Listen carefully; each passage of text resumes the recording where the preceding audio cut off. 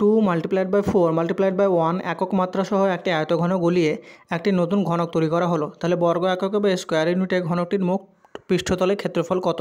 তো এখানে আমাদেরকে 2 4 1 যেটা দেওয়া আছে সেটা হচ্ছে একটা আয়তঘনের মাপ দেওয়া আছে। আয়তঘনে আমরা মানে কেমন হয় সেটা হচ্ছে একটা ম্যাচ বাক্সের মতো তোমরা কম্পেয়ার করতে পারো। এইটা হয় আয়তঘন দেখতে, যার হচ্ছে একটা লেন্থ থাকে, একটা ব্রেথ থাকে এবং একটা হাইট থাকে। তাহলে এই আয়তঘনকে গলিয়ে হচ্ছে যার লেন্থ এখানে যদি 4 ধরি, ব্রেথ যদি আমরা 2 ধরি এবং হাইট দেওয়া আছে 1, তাহলে এইটাকে গলিয়ে একটা ঘনক তৈরি করা হয়েছে। ঘনক মানে আমরা জানি যে লুডুর ছক্কা, সেটা তোমরা একটা প্র্যাকটিক্যাল এক্সাম্পল ধরতে পারো।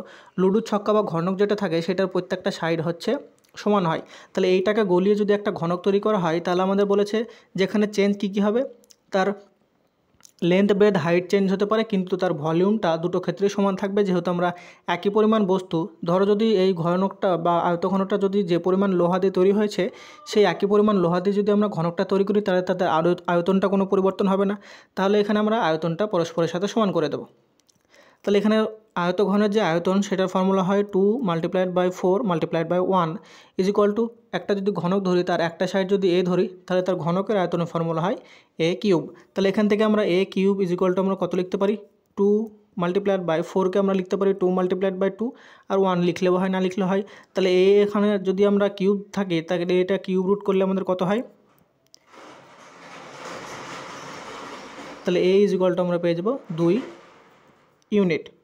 এটা হচ্ছে কিউবের একটা সাইডের দৈর্ঘ্য।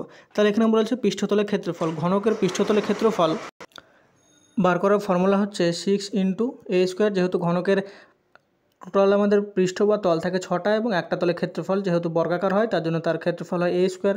তাহলে 6 × a² মানে হচ্ছে 2 মানে 4, তাহলে 6 × 4 = 24 স্কোয়ার ইউনিট বা বর্গ একক, যেটা অপশন নাম্বার সি হয়ে যাবে আমাদের সঠিক উত্তর।